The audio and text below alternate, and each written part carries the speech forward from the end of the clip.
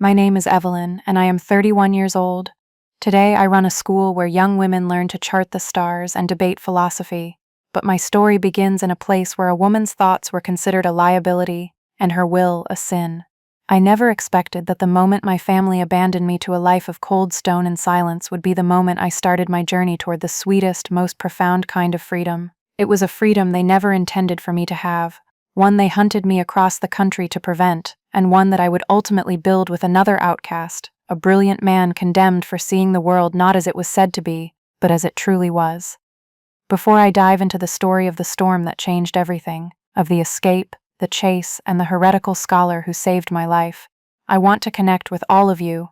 Let me know where you're watching from in the comments below, and if you've ever felt trapped or underestimated, please hit that like button so I know I'm not alone. And for all the new faces here, consider subscribing to join a community of people who understand that sometimes the greatest strength is found when you have nothing left to lose. The Convent of the Sorrowful Sisters was not a place of quiet contemplation. It was a prison of ice and wind, perched high in the Dragon's Tooth Mountains like a bird of prey's nest. Its stones were perpetually damp, weeping a cold sweat that seeped into our bones. The silence was the worst part. It wasn't a peaceful silence. It was a heavy, suffocating blanket, punctuated only by the mournful howl of the wind through the crags, the sharp clang of the prayer bell, and the dry, rustling whisper of the abbess's robes as she patrolled the corridors. She was a woman whose face seemed carved from the same unforgiving granite as the convent walls, her eyes small, dark chips of obsidian that saw everything and forgave nothing. We were allowed no personal effects, no mirrors, no moments of idle chatter. Our days were a litany of back-breaking labor in the frozen gardens, hours of prayer on our knees until they were raw and bruised, and thin, watery soup that did little to ward off the gnawing cold. This was to be my life, a slow, gray death of the spirit, all because I had said one word, no. The memory of that day was a brand on my soul. I was 19, standing in my father's study, a room that smelled of old leather and disapproval. Sunlight, thick with dust motes, streamed through the tall, arched window, illuminating the severe lines of his face. Lord Valois was not a man given to warmth. He was a creature of politics and bloodlines, and he saw his children as assets on a ledger. I was his youngest daughter, an asset he was preparing to liquidate for a powerful alliance. Before him on the polished mahogany desk lay a marriage contract, the ink still gleaming. Beside it, a portrait of my intended, Duke Evans, a man twice my age with a bloated face, piggy eyes, and a reputation for cruelty that was whispered in terrified tones by servants in the halls. He had buried 2 wives already. "The Duke is a man of significant influence, Evelyn," my father had said, his voice as crisp and emotionless as the rustle of the parchment. "This union will secure our family's southern territories for a generation. You will do your duty." He didn't look at me. He was inspecting his fingernails as if the matter was already concluded. I remember the way my own hands trembled, how I clasped them together to still them. I had been raised to be docile, to be an ornament, but something inside me, a core of defiance I barely knew I possessed, refused to break. "I will not marry him," I said. The words felt small and fragile in the vast, oppressive room. For the first time he looked up, his gaze filled with a cold, analytical surprise, as if a piece of furniture had just spoken. "What did you say?" "He is a cruel man, father. He is a monster. I will not be his third victim. I refuse." This time, my voice was stronger, fueled by a terror that was rapidly transmuting into anger. A long, chilling silence followed. He rose from his chair, a tall, imposing figure who seemed to block out the light from the window. He walked around the desk until he was standing directly in front of me, so close I could see the fine web of veins in his eyes. He didn't shout. He never shouted. His weapon was a cold, surgical precision of cruelty. "You have no will in this matter," he said, his voice dropping to a low, menacing whisper. "You are a Valois. Your purpose is to serve the interests of this house. Your feelings are an irrelevant indulgence. Since you have forgotten your place and since this romantic foolishness has clearly poisoned your mind, you require a place for spiritual correction, a place where you will learn the virtue of obedience through silence and prayer." He had already decided. The marriage contract was merely Plan A. The convent was Plan B, the tool used to break disobedient daughters. He called for the guards, and my own mother stood in the doorway, her face pale, her eyes refusing to meet mine. She wrung her hands, a silent, useless gesture of pity that offered no comfort, only complicity. I was a broken piece of porcelain being swept away. The journey to the convent was a blur of misery. Two of my father's most stoic guards escorted me in a windowless carriage. They spoke not a word to me. We climbed for days, the air growing thinner and colder, until we reached the end of the world, this bleak fortress of faith where I was handed over to the abbess like a parcel. Her first words to me were, "Here, you will unlearn yourself. Your name is a vanity. Your past is a sin. Your future is penance. You will obey." Months bled into one another, each day an identical shade of gray. The cold, the hunger, the punishing routine, they were all designed to scour away one's identity, to leave behind a hollow vessel filled only with scripture and regret. But my father and the abbess had made a critical miscalculation. In their attempt to crush my spirit, they had stripped away everything that had made me weak, my desire for their approval, my hope for familial love, my fear of their disappointment. With nothing left to lose, I began to see. I saw the loose stone in the garden wall, hidden by an overgrown thorn bush. I saw that the guard who patrolled the western parapet took a long drink from his flask at the changing of the midnight bell, his attention wandering. I learned the rhythm of the storms that boiled up from the valleys, how the wind would scream so loudly it could cover the sound of a falling rock, how the rain could fall in sheets so thick they became a curtain. My defiance, which had been a single desperate spark in my father's study, was being tended in the darkness, fed by a steady diet of injustice. It did not die. It grew into a cold, hard, patient flame. I was no longer waiting for rescue. I was planning my escape. I would not unlearn myself. I would become myself, or I would die trying. The storm came on the eve of the winter solstice, a meteorological fury that seemed to want to tear the convent from its perch. The wind shrieked like a banshee, and rain lashed against the stone with the force of thrown gravel. It was the opportunity I had been waiting for, the chaos I needed. During the final prayer, while the other sisters huddled, their faces pale with pious fear, my heart hammered with a wild, terrifying hope, I feigned a coughing fit, a racking, desperate sound that earned me a sharp glare from the abbess, but permission to return to the dormitory. The halls were empty, the torches flickering madly in the drafts. My hands, though shaking, moved with purpose. Beneath my thin mattress was a small bundle, a chunk of hard bread saved from 3 meals, a small water skin I'd stolen from the stables and filled from the rain barrel, and strips of my coarse wool blanket I'd torn and braided together into a makeshift rope. Getting out of the dormitory was simple. The door was never locked. The true challenge was the courtyard and the wall. I crept along the covered cloister, keeping to the deepest shadows, the storm's roar swallowing the sound of my ragged breaths. The western parapet was just as I'd observed. The guard was there, his back to the courtyard, sheltering in an alcove, the glint of his flask visible each time he raised it to his lips. My heart was a frantic drum against my ribs. Now, you must go now. The garden was a sea of mud.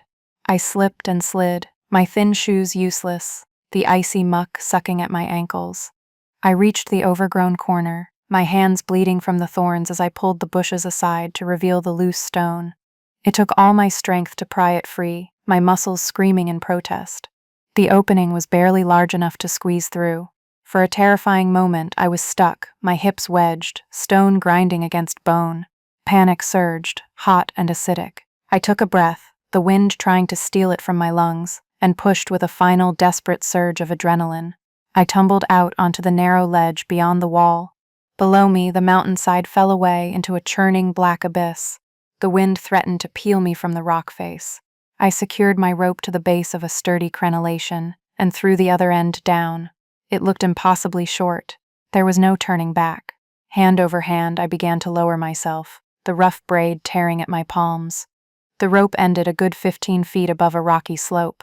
I held on for a moment, suspended between the prison I'd fled and the terrifying uncertainty below, and then I let go.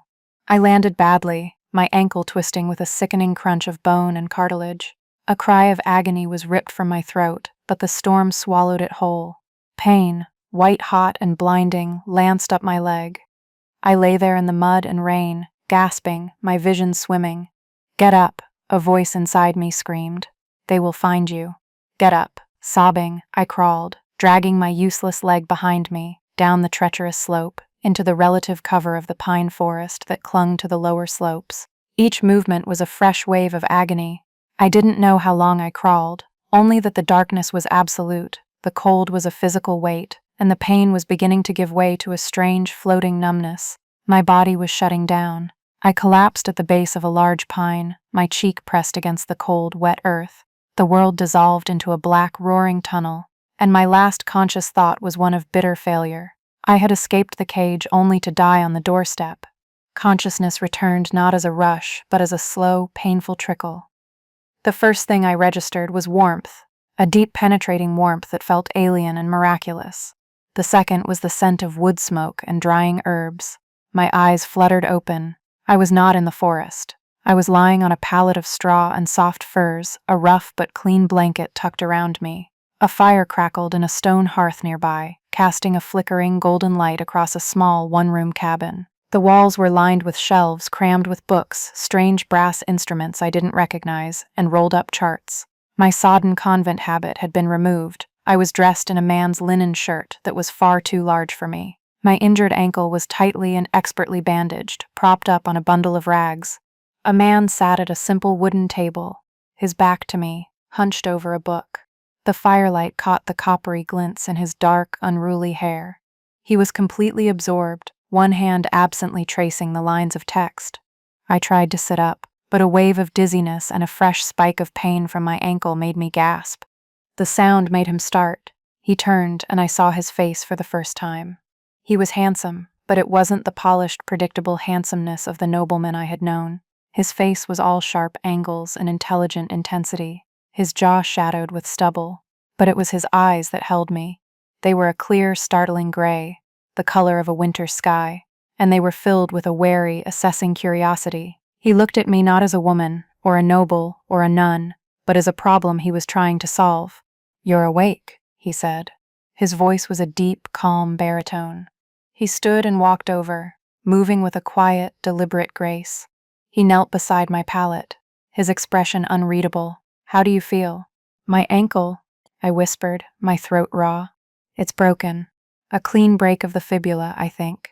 I've set it as best I can, but it will need time to heal." He spoke with a strange certainty, like a physician, though he wore the simple clothes of a common man. Mistrust, ingrained by my upbringing and sharpened by my ordeal, pricked at me. "Who are you? Where am I?" He offered a wry, slightly crooked smile that didn't quite reach his eyes. "My name is Arthur, and this is my home for the time being. I found you half frozen at my doorstep this morning. You are lucky the wolves didn't find you first." Arthur. The name was unfamiliar. "Why did you help me?" I asked, suspicion lacing my tone. A lone man in a remote cabin did not help a strange woman out of simple charity. There was always a price.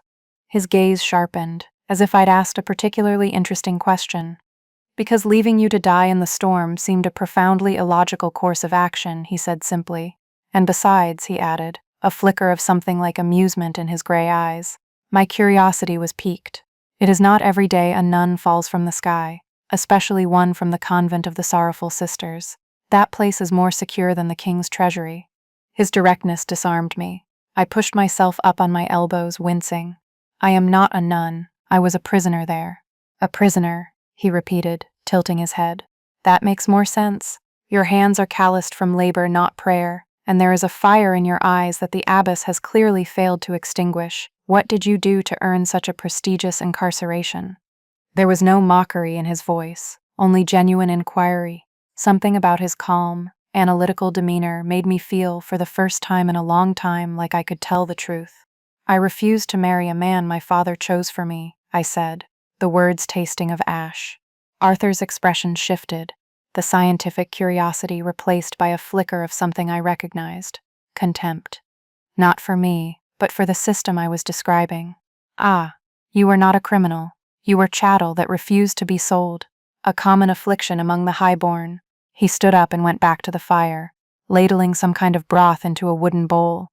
The smell was rich and savory, and my stomach clenched with a hunger so fierce it was painful. He brought the bowl to me. "Eat. You'll need your strength." I took it, my hands still trembling slightly. The soup was hot and filled with wild mushrooms and herbs. It was the most delicious thing I had ever tasted, Between spoonfuls, I looked at him. And you, Arthur? What is a man with a physician's knowledge and a scholar's library doing, hiding in a cabin in the Dragon's Tooth Mountains? Are you a prisoner, too? He let out a short, humorless laugh. Of a sort. I am an exile, banished from the capital and the university for the crime of believing my own eyes. He gestured to one of the charts on the wall, a complex diagram of circles and lines. I suggested that the celestial bodies do not in fact revolve around our world in perfect, divinely ordained crystal spheres. I proposed, based on my observations, that our world is the one that moves, orbiting the sun along with the other planets. I stared at him. This was more than heresy, it was madness. It contradicted 1,000 years of teaching, of scripture. That's impossible, I breathed. He shrugged, a gesture of profound weariness. Is it? Or is it merely inconvenient for those whose power rests on an unchangeable, divinely centered universe? The arch-theologian and his council disagreed with my findings. They called my work heretical, burned my papers in the public square, and gave me a choice: recant or be banished. I chose the mountains. We were quiet for a long time after that, the only sounds the crackling of the fire and the whisper of the wind outside, now much calmer than before. I looked at this man, this brilliant, defiant exile. He had been cast out for his thoughts, I for my will. We were two sides of the same coin, rejected by a world that demanded conformity. A strange sense of kinship, fragile but real, began to take root in the warm, quiet cabin. My name is Evelyn, I said softly. He met my gaze across the flickering light, and for the first time his smile reached his eyes. It is a pleasure to meet you, Evelyn. Now rest. We have a problem to solve. Your father will not simply let you vanish, and my enemies are always watching. Neither of us can stay here. He was right. This small cabin was a temporary haven, a mere pause in the storm. My escape was not an ending. It was the beginning of a flight. And as I drifted off to sleep, the pain in my ankle a dull throb, I realized with a startling clarity that I was no longer alone in it. My fate was now tied to this handsome, brilliant heretic, and together we would have to outrun the masters of the world we had both dared to defy. We stayed in the cabin for 2 weeks, a period of forced convalescence that became an unlikely education. My ankle healed with surprising speed under Arthur's care. He showed me how to change the dressing, how to bind it tightly for support, and which herbs boiled into a poultice would reduce the swelling. During the long days, as the winter snows blanketed the mountains, we talked. At first, our conversations were cautious, circling each other like wary animals. But the shared isolation, the sheer novelty of having someone to talk to, slowly eroded our defenses. He was endlessly curious about the intricate, often absurd politics of the nobility that I described. He would listen, his head tilted, asking sharp, incisive questions that forced me to re-examine a world I had always taken for granted. He called the system of inherited power a statistical absurdity, and the fealty sworn to spoiled, incompetent lords a collective delusion. In return, he opened up his world to me. He unrolled his star charts and explained his theories, his voice losing its customary cynicism and taking on a passionate, vibrant energy. He described how he had built his own telescope, grinding the lenses himself, and spent countless nights on the university tower, meticulously plotting the movements of the planets. He spoke of Mars and its strange retrograde motion, a celestial dance that the old models could not explain without resorting to impossibly complex fictions. He pointed to his elegant, sun-centered diagram. It's not just a prettier model, Evelyn, he explained, his gray eyes shining. It is simpler. It is more logical. It predicts the movements with a far greater accuracy. The truth has a beauty, an elegance that falsehood can never replicate. He taught me the names of the constellations, not as the fanciful stories of the gods, but as navigational markers, ancient and reliable. He showed me books on anatomy, filled with detailed sketches of the human body that were both shocking and fascinating in their clinical detail. This, he explained, was another of his heresies, the belief that understanding the physical body was not a blasphemous act, but a sacred exploration of a miraculous machine. Slowly, I began to see the world through his eyes, not as a fixed, immutable stage for human drama, but as a vast, complex, and astonishing system governed by observable laws. It was a terrifying and exhilarating perspective. It stripped away the comforting certainties I had been raised with, but it replaced them with something far more powerful: understanding. One evening, as he was cleaning a rabbit for our stew, I was practicing walking on my still tender ankle. using a sturdy branch as a crutch. My progress was slow and frustrating. I stumbled, catching myself on the table, scattering a pile of his notes. "I'm useless," I muttered, tears of frustration stinging my eyes. "I'll just slow you down. You should leave me here." Arthur looked up from his work, his expression serious. He wiped his hands and walked over to me. "That is a foolish thing to say." "It's the truth," I retorted, sinking into a chair. "I can't hunt. I can't navigate by the sun. I can barely walk without falling. I am a liability. In my world, a woman's value is in her name and her beauty. I have cast away the first and I have little of the second. Out here, I have no value at all." He knelt in front of me, his gaze direct and unwavering. "Your world was wrong then," he said, his voice quiet but firm. "You think I value you for what you can do? I value you for what you are. You are resilient. You climbed down a sheer wall with a broken rope and crawled through a blizzard with a broken ankle. You have a mind that is sharp and inquisitive, a mind that has been deliberately starved of knowledge but is still hungry for it. You have a courage you don't even recognize in yourself. That is your value, Evelyn. It is inherent. It is not granted by your father or by any duke, and it cannot be taken away by them." His words struck me with the force of a physical blow. No one had ever spoken to me like that. No one had ever looked past my name and my face to see the person within. A warmth spread through my chest that had nothing to do with the fire. In that moment, the fragile bond of kinship we had forged deepened into something more solid, more profound. It was the beginning of trust. He was right, of course. We couldn't stay. My father's reach was long, and Arthur's enemies were patient. His plan was to make for West Haven, a free port city on the coast, hundreds of miles to the west. It was a haven for free thinkers, printers, and merchants, a city where a man's worth was in his work, not his bloodline. He believed he could find a printer there who would publish his astronomical research to get his ideas out into the world where they couldn't be so easily silenced. "We will have to travel as commoners," he warned me as we prepared for the journey. "As brother and sister, perhaps. A scholar and his scribe. No one can know who you are." He produced a set of clothes he'd acquired from a trapper, a simple wool dress, dyed a drab brown, a heavy cloak, and sturdy leather boots. He took a knife and, with an apologetic look, cut my long dark hair, which had been a point of pride for me, into a ragged, boyish crop. Looking at my reflection in a pail of water, I saw a stranger, a pale, thin girl with haunted eyes. The noblewoman was gone. Part of me mourned her, but a larger part felt a strange sense of liberation. We set out on a cold, clear morning, the snow crunching under our boots. The first leg of the journey was brutal. My ankle ached constantly, and muscles I never knew I had screamed in protest. Arthur was patient, setting a slow pace, but the sheer physical difficulty of it all was overwhelming at times. We learned to live by our wits. He taught me how to set simple snares for rabbits and squirrels, how to identify edible roots and berries, and how to build a shelter from pine boughs that would keep us dry.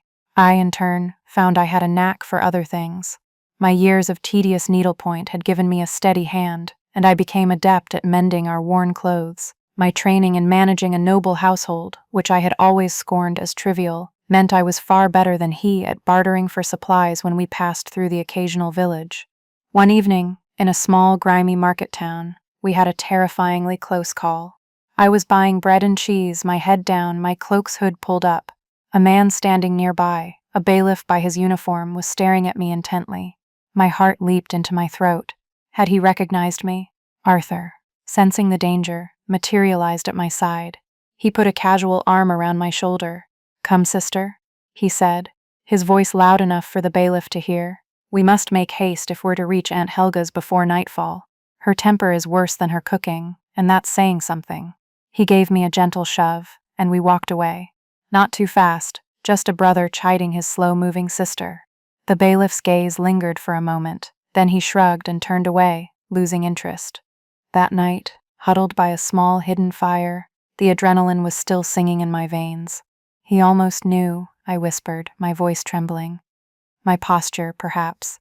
The way I hold my head. I don't know how to be common." "You are learning," Arthur said, his voice reassuring. "And you did not panic. That is what matters." He looked at me, his face illuminated by the firelight. "You know, for all my talk of logic and reason, my heart was pounding just as hard as yours. We are in this together, Evelyn. Your fear is my fear. Your safety is my safety. He reached out and for the first time took my hand. His fingers were long and calloused, but his touch was gentle. We sat like that for a long time, drawing strength and comfort from the simple contact, two fugitives against the world, watching the sparks from our fire dance up into the cold starry sky that he knew so well. The news of my escape had spread far faster than we could travel. It reached my father at his country estate, delivered by a mud-spattered, terrified messenger from the convent. Lord Valois did not rage. His anger was a far more dangerous thing, a cold, silent pressure that bent the world to his will. My defiance was not just an inconvenience, it was a public stain on his honor, a crack in the facade of absolute authority he presented to the world. He summoned Captain Kalin, the master of his household guard, a man whose loyalty was as sharp and unyielding as the sword he carried. "She is a foolish girl, addled by romantic notions," my father told him, standing before a vast tapestry depicting a Valois ancestor slaying a griffin. "She believes this is some grand adventure. You will disabuse her of this notion. Find her. Bring her back. Do not harm her, but ensure she understands the gravity of her error. The world must not be allowed to think that a daughter of my house can defy me with impunity." Kalin, a hard man with a face like a weathered map, simply nodded. "As you command, my lord." He did not need elaborate instructions. His task was clear. He took 20 of his best men and began the hunt, working with a cold, methodical efficiency.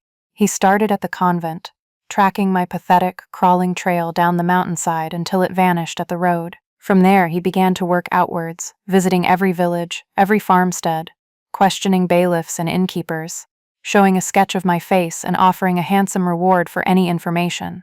At the same time, in the capital, another man was growing interested in the rumors of a fugitive from the Dragon's Tooth Mountains. Brother Tharon was a high-ranking member of the ecclesiastical council, the very body that had condemned Arthur. Tharon was an ambitious man, his piety a cloak for a ruthless hunger for power. He had made his name as a purger of heresy, and Arthur's escape from justice had been a thorn in his side, a loose thread in the perfect tapestry of his authority. When his informants brought him whispers of a strange man, a scholar perhaps, traveling with a young woman with cropped hair, his eyes lit with a fanatical fire. He saw a chance not only to recapture the heretic Arthur, but to do so in a way that would elevate his own status. He requested an audience with Lord Valois. The two men met in my father's study, the same room where I had been condemned. They were two different kinds of predators, one political, the other spiritual, but they found they shared a common prey. "This man, this Arthur," Theron said, his voice smooth and persuasive, "is a dangerous corrupter. His ideas are a poison that sickens the soul of the kingdom. It is clear that he has bewitched your daughter, filling her head with his blasphemies and luring her away from her family and her faith." My father, who cared little for blasphemy but a great deal for appearances, saw the utility of this narrative. It was far better that I be seen as the victim of a devilish heretic than as a willful, disobedient daughter. It shifted the blame. It preserved his honor. "So it would seem," he said, his voice cold.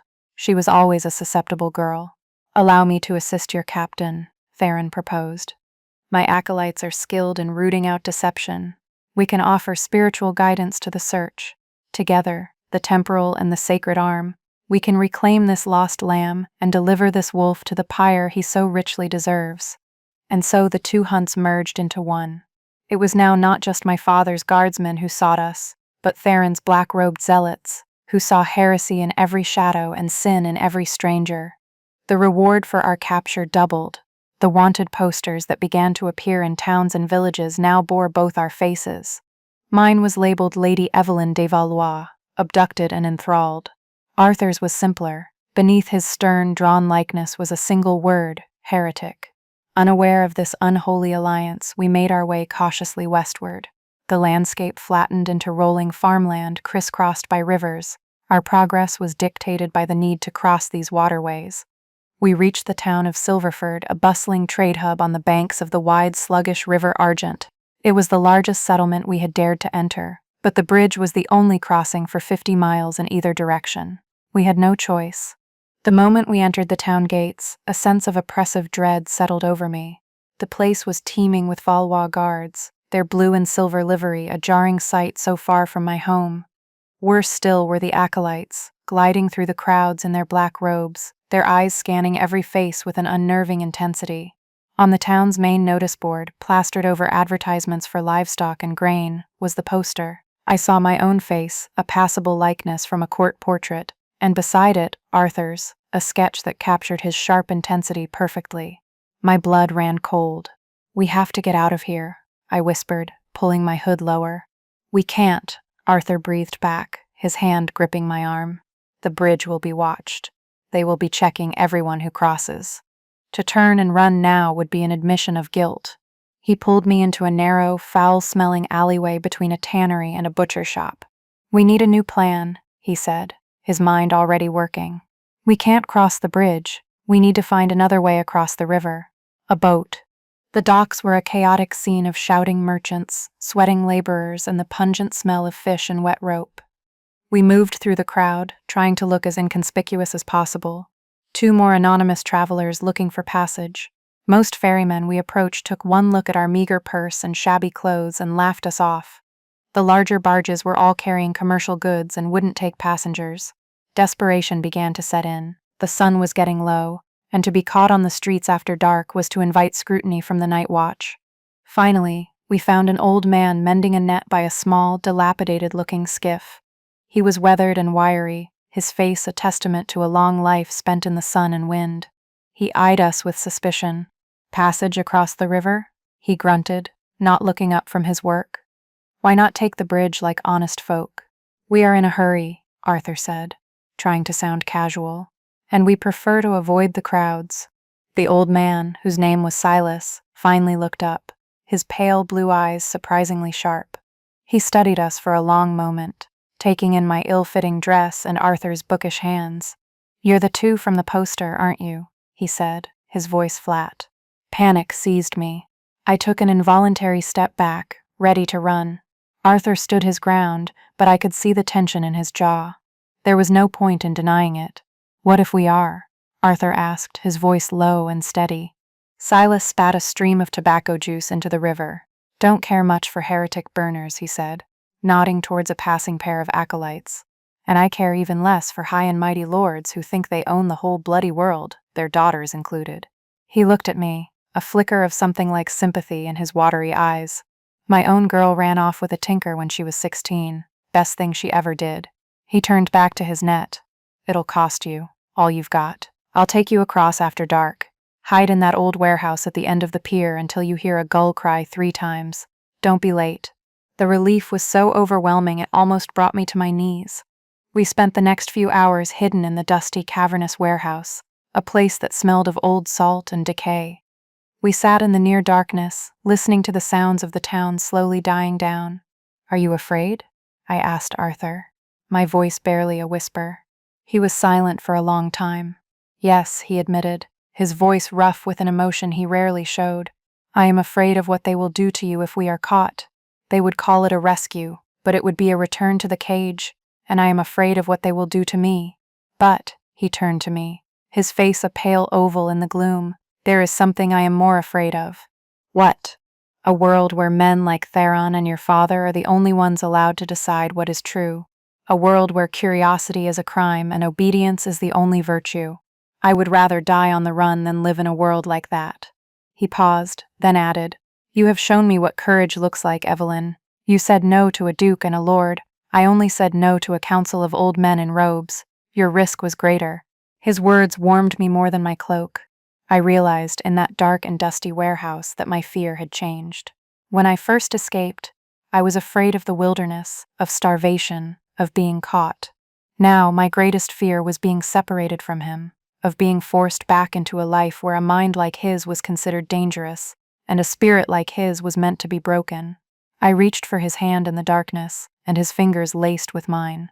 The cry of the gull came, sharp and clear, 3 times. We slipped out of the warehouse and down to the little skiff. Silas rowed with silent, powerful strokes, the boat gliding across the black water like a ghost. From the middle of the river, Silverford looked like a collection of sleeping beasts, its lights flickering like wary eyes. We had made it. We were across. But as we looked back, we saw a new flurry of activity on the bridge. Dozens of torches, men shouting.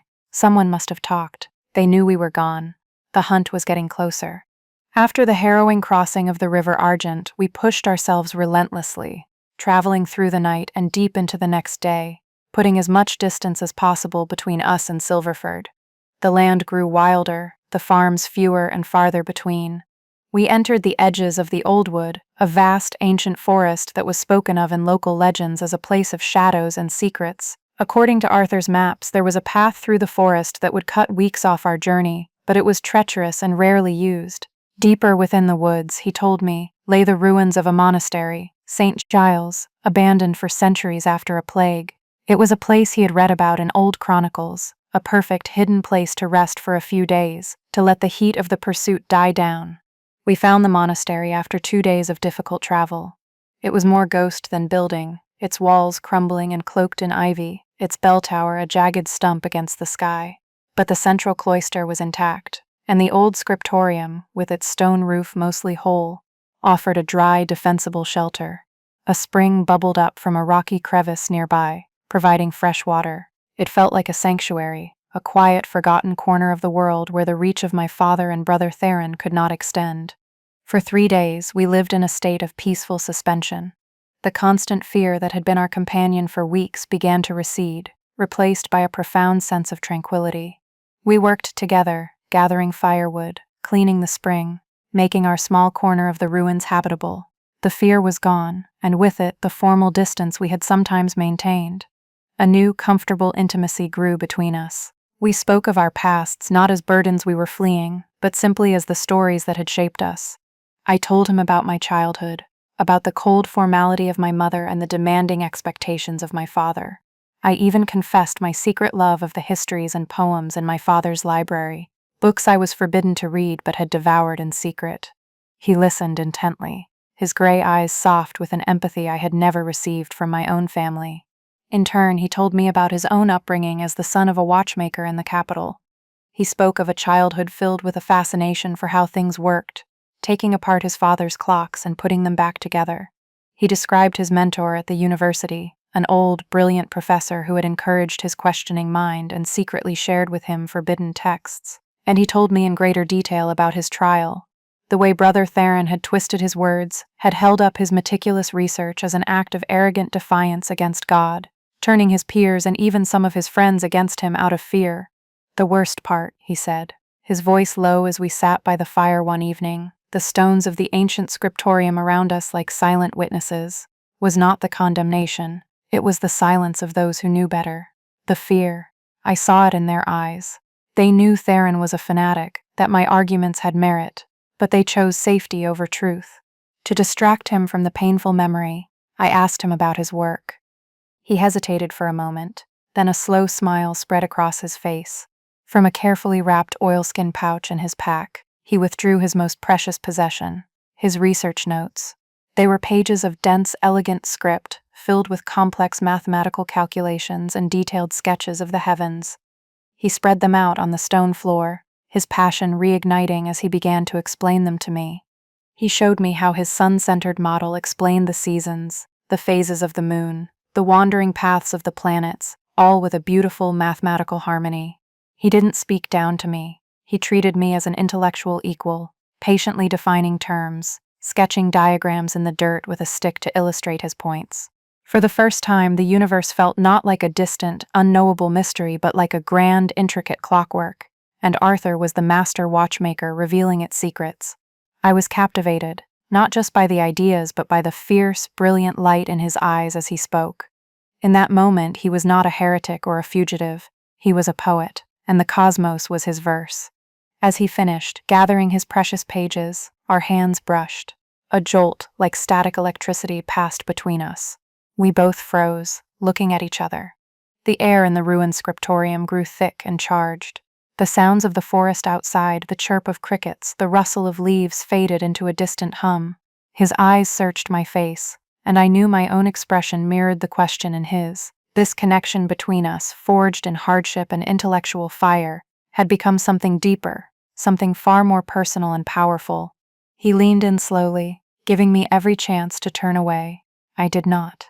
I leaned forward to meet him, and his lips met mine. The kiss was gentle at first, hesitant, a question asked and answered. Then, as all the unspoken emotion of the past week surged to the surface, it deepened, becoming a desperate, hungry confirmation of life, of survival, of finding an anchor in the storm. It was a kiss that tasted of wood smoke and rain, and a freedom so profound it was heartbreaking. We were two broken, discarded things who had found in this forgotten ruin that together we could be whole.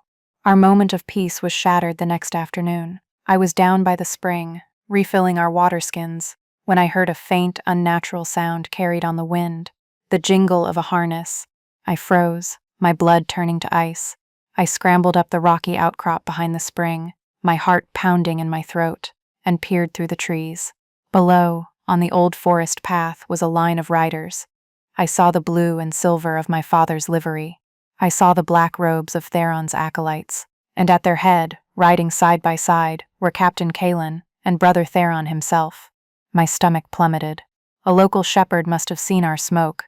Someone had sold our sanctuary for a handful of coins. I scrambled back to the monastery, my feet slipping on the damp moss, my mind screaming, "They're here." I burst into the scriptorium, my voice a strangled gasp. "Arthur, they've found us." He was on his feet in an instant, his face grim, all traces of the previous night's tenderness gone, replaced by the sharp, focused mind of a survivor. He grabbed his pack, shoving his notes inside. "How many?" 20, maybe more. Kalen and Theron are with them." He ran to the narrow, arrow-slit window and peered out. "They're surrounding the ruins. They know we're here. There's no way to outrun them in the open." His eyes darted around our stone shelter, assessing, calculating. He was not panicking. He was solving a problem. "This place was a fortress once," he said, more to himself than to me. "There must be other ways out." His gaze fell upon the floor at the far end of the scriptorium, where a large, flat flagstone was cut with a distinct groove, a feature I had not noticed before. "The catacombs," he breathed. "The chronicles said the monks buried their dead in tunnels beneath the monastery." Hope, sharp and fierce, flared in his eyes. "We are not trapped yet." The pounding of horses' hooves grew louder, echoing off the crumbling walls. Then a voice, amplified by the natural bowl of the ruins, boomed across the cloister. It was Brother Theron. "Arthur Jackson, heretic, you are surrounded. You profane this holy ground with your presence. Come out and face the justice of the council." Another voice followed, sharper, more military. "Captain Kalen, Lady Evelyn, we are here on your father's authority to bring you home. The scholar has deluded you. Come out to us, and you will be shown mercy." Arthur looked at me, his hand finding mine. "It seems our time in sanctuary is over." "They won't take us," I said, my voice shaking but my resolve hardening into steel. I would never go back. I would die here first. "No," he agreed, his fingers tightening around mine. "They will not." Together, we ran to the flagstone, prying at its edges, our escape now depending on the secrets of the long dead. The air in the monastery courtyard was thick with menace. Captain Kalen's men had formed a tight perimeter, swords drawn, their blue and silver livery a stark slash of color against the gray, ivy-choked stone. Brother Theron and his 5 black-robed acolytes stood apart, a knot of grim piety, their hands tucked into their sleeves, their eyes fixed on the scriptorium where they knew we were hiding. The siege had begun. "Give it up, scholar." Theron's voice boomed again, laced with righteous fury. "There is no escape. Every moment you delay, your sins multiply."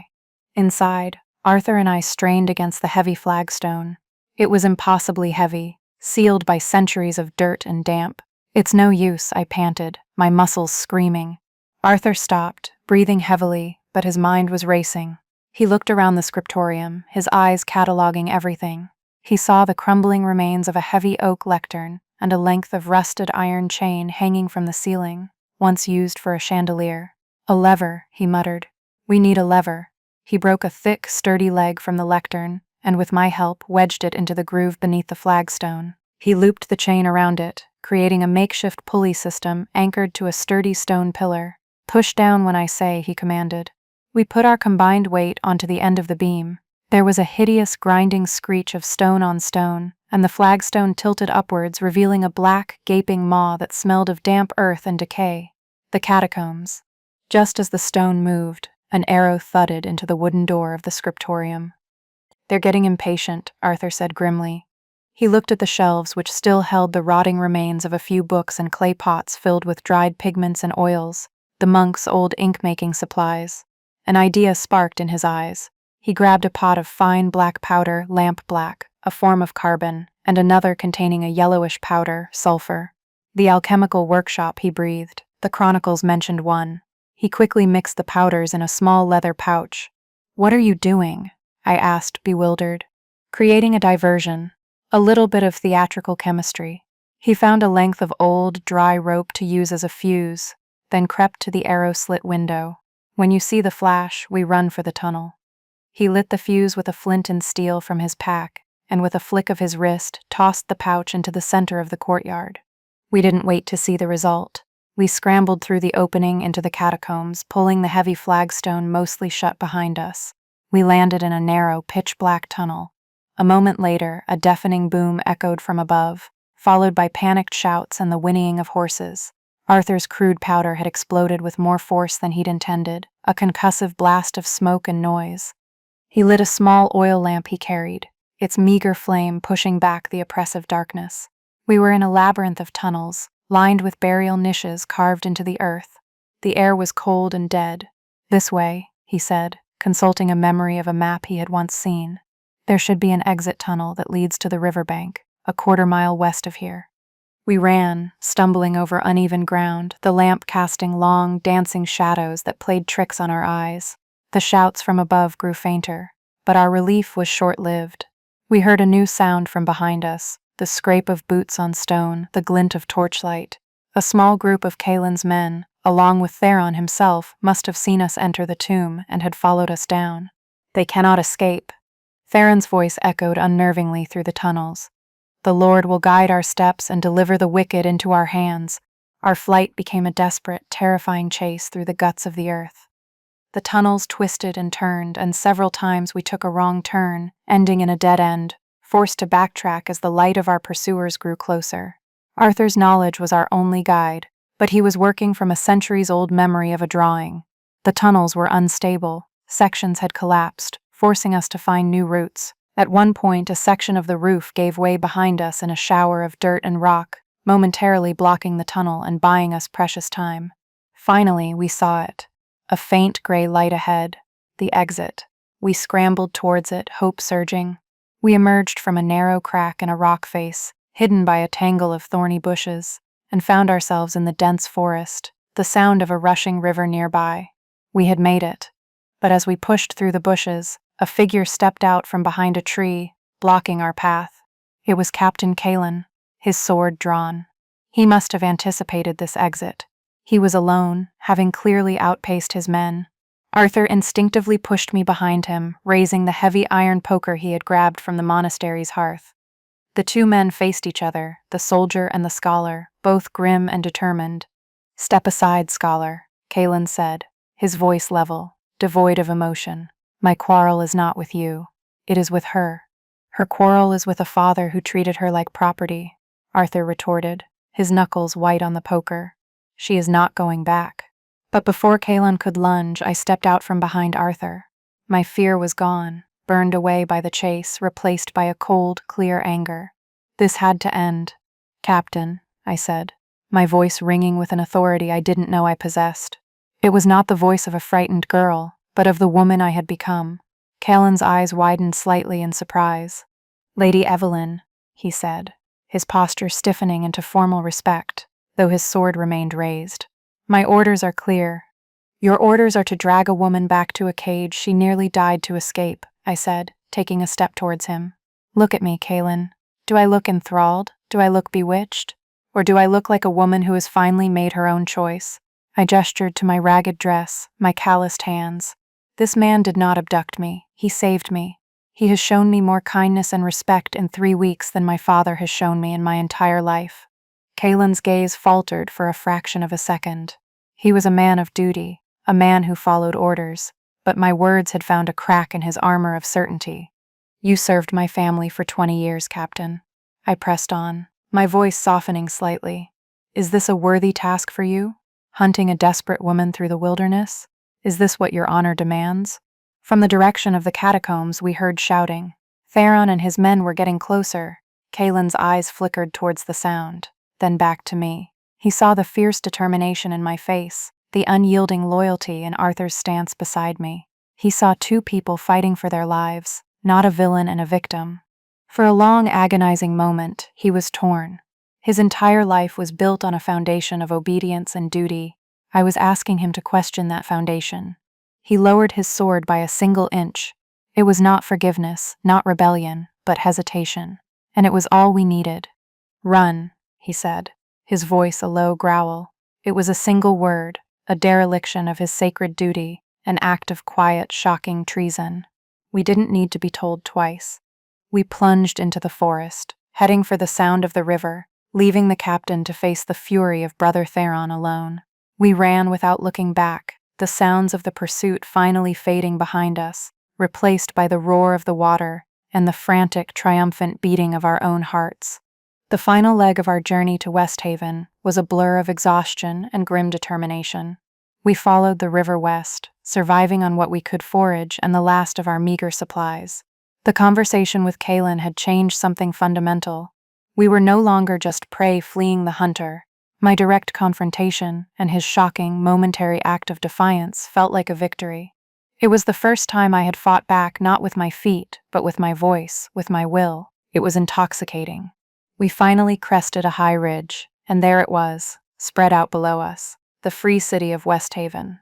It was a sprawling, vibrant metropolis, nestled in a wide harbor filled with the masts of ships from a dozen nations. The air, even from this distance, felt different. It smelled of salt and coal smoke and possibility. After months in the wilderness, and under the thumb of oppressive authority, the sight of that chaotic, striving, free city was the most beautiful thing I had ever seen. Entering West Haven was like stepping into another world. The streets were a cacophony of languages, the people a dizzying mix of sailors, merchants, artisans, and scholars. No one wore livery, no one bowed to anyone else. Here, a person's station seemed to be earned, not inherited. For the first time, I didn't feel the need to hide my face. I was just another anonymous soul in the bustling crowd, and the anonymity was a balm. Arthur led us to the printer's district, a neighborhood of narrow streets that smelled of ink and paper. He found the shop of a man named Johannes, an old friend and colleague of his former mentor. Johannes was a stout, serious man with ink-stained fingers and spectacles perched on his nose. He recognized Arthur at once, his face breaking into a look of shock and then delight. He ushered us into a back room, away from prying eyes. Arthur laid his precious notes out on the table. As Johannes read through them, his initial delight turned to awe. "Arthur, this is revolutionary," he whispered, his eyes wide behind his spectacles. "It's dangerous, but it's magnificent. The council will want to burn you 100 times over for this." "That is why it must be printed," Arthur said simply. "An idea, once it is disseminated, cannot be burned. It cannot be banished. It can only be debated." Johannes looked from Arthur's passionate face to my tired but resolute one. "I will do it," he said, his voice firm. "It will be my honor." Watching the printing press in action a few days later was a moment of pure triumph. I saw Arthur's complex diagrams carved into wood blocks, his elegant prose set in lid type. I watched as the giant machine stamped his thoughts, his very soul, onto page after page. This was his victory, the culmination of his life's work, a defiant shout of reason against the silence of dogma. With the book in production, the frantic energy of our flight finally dissipated, leaving a quiet, uncertain space in its wake. We were safe, but we were adrift. We had a little money from selling the few trinkets I had managed to hide in my clothes, enough for a small, clean room above a bakery. One evening, sitting by the window, watching the endless parade of city life below, we finally confronted the question of our future. "What will you do now?" I asked him softly. He looked away from the window, his gaze meeting mine. "I suppose I will try to find work at the university here. Perhaps they are not as afraid of new ideas. And you, Evelyn, you are free. You could find passage on a ship, go somewhere no one has ever heard the name Valois." The thought of leaving him sent a pang of desolation through me so sharp it took my breath away. "My life as a Valois is over," I said, my voice quiet but firm. "That person ceased to exist somewhere in the Dragon's Tooth Mountains. I have no desire to go anywhere." The unspoken words hung in the air between us. "I have no desire to go anywhere without you." He closed the distance between us, his hands finding mine. They were warm and steady. "Evelyn," he began, his voice thick with emotion. "Through all of this, you have become essential. My work, my freedom, they would mean nothing without you. I once believed in a universe of cold, logical, predictable orbits. You have taught me that the most important forces are the ones that are chaotic and unpredictable and beautiful." He raised my hand to his lips. Stay, and build a new world with me." Tears I didn't know I was holding back streamed down my face. They were not tears of sorrow, but of a joy so profound it was painful. "Yes," I whispered, "yes." A few weeks later, a letter arrived for Johannes from a merchant friend in the capital. It contained news from the world we had left behind. Captain Kalin had returned to my father's estate, his force depleted and weary. He reported that we had been tracked to the old monastery, but that in the ensuing chaos I had fallen from a cliff into the raging river below. It gave me my freedom, a death certificate for the girl I used to be. It saved Kalin from the shame of failure and the punishment for his dereliction. My father, to preserve the family's honor and silence any further questions, held a lavish public memorial for his tragic lost daughter. Lord Valois was now the grieving father, not the spurned tyrant. Brother Theron, robbed of his heretic and his public victory, saw his influence at the council diminish. He had overplayed his hand and come back with nothing. Our enemies had not been defeated in a grand battle, but had been quietly undone by their own pride, their own obsession with appearances. We had won by simply disappearing. 5 years can change everything. From the window of my study I can see the harbor of Westhaven, its forest of mass, a constant reminder of the vast, interconnected world we now inhabit. Arthur's book, On the True Motion of the Celestial Spheres, did not get him burned at the stake. It caused a firestorm of debate, but in the tolerant, trade-driven culture of Westhaven, it also earned him a position at the university. He is now Professor Jackson, a respected, if still controversial voice of reason and science. His lectures are packed with the brightest young minds in the city, all eager to look at the world through his clear, analytical eyes. He is happy. He is fulfilled. He is home. And so am I. After our life settled, a familiar restlessness began to stir in me. I had a mind Arthur had reawakened, a will that had been forged in defiance, and I could not simply be the professor's wife. I saw the daughters of the city's merchants and artisans, bright, curious girls who were taught to read and write, but little else. They were being prepared for the same ornamental existence I had fled, and so, with Arthur's enthusiastic support, and a loan from our friend Johannes the printer, I did something unthinkable for a woman of my former station. I opened a school. The Westhaven Academy for Young Women is not a finishing school. There are no lessons in embroidery or courtly etiquette. My girls learn mathematics and natural philosophy. They read the great poets and historians. We have a small telescope, a finer version of the one Arthur first built, and on clear nights we take it to the roof and I show them the moons of Jupiter, the dance of the planets, the very things Arthur once showed me. I am not just teaching them facts, I am teaching them how to think, how to question, how to see the world for themselves and find their own place in it. I am giving them the tools I never had, the tools I had to discover in the dark, in the cold, while running for my life. In the faces of my students, I see the girl I once was, and I feel a sense of purpose so profound it fills every corner of my life. Tonight, the sky is breathtakingly clear. Arthur and I are on the roof with the telescope, a ritual we still cherish. He has his arm around my shoulder, a familiar, comforting weight. We are looking at a faint, distant smudge of light. "A nebula," he says softly, his voice filled with the same awe I heard on that first night in his cabin. A cloud of dust and gas where new stars are being born, an entire nursery of suns just waiting to ignite. I lean my head against his shoulder, breathing in the cool, salty air. All that chaos, all that churning, I muse, and it creates something so bright and beautiful. He turns to look at me, his gray eyes crinkling at the corners in a smile. It does seem to be a recurring pattern in the universe, doesn't it? He is right. Our life was born from chaos. My family abandoned me to a cold, silent death of the spirit. They threw me away. But in doing so, they set me free. They forced me onto a path I would never have had the courage to choose, a path that led me through terror and hardship, but ultimately led me here, to a life of purpose, a life of partnership, a life of love. They tried to put out my small, defiant flame, and instead they inadvertently tossed it into a forest, starting a blaze they could never hope to control. The greatest gift they ever gave me was their rejection. It allowed me to let go of the life I was told to want and to finally build the one I was meant to have. My journey taught me that your worth is not something that is granted to you by your family or your station. It is inherent. It is yours.